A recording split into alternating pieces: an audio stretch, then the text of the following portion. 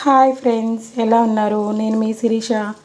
ఈరోజు దొండకాయ onions fry చేసుకుందామండి. అది ఎలాగో ప్రాసెస్లోకి వెళ్ళిపోదాము. దొండకాయని ఇలా చితగొట్టుకోవాలండి,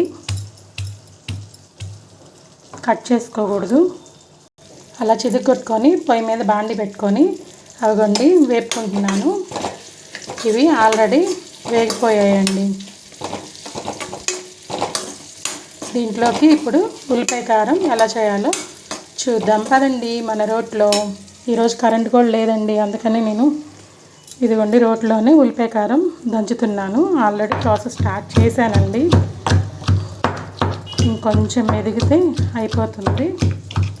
అక్కడ దొండకాయలు కూడా వేగిపోయాయండి, ఇది కూడా మెదిగిపోయింది. ఇప్పుడు ఈ మిశ్రమాన్ని కళాయిలో ఉన్న దాంట్లో వేసుకుందాం. చూసారు కదా, దంచుకున్న మిశ్రమాన్ని ఇప్పుడు దీంట్లో వేసేసానండి ఉల్లిపాయ కారం. కానీ టేస్ట్ అయితే చాలా బాగుంటుంది, ఒకసారి ట్రై చేయండి.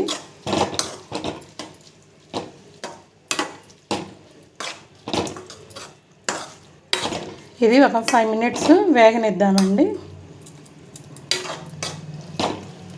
నేను ఉప్పు వేసానండి, మళ్ళీ మీరు ఉప్పు వేయలేదు అనుకుంటారేమో. దొండకాయలు వేగేటప్పుడే వేసాను, ఎందుకంటే కొంచెం ఉప్పు పడితేనే దొండకాయలు ఈజీగా మగ్గిపోతాయి.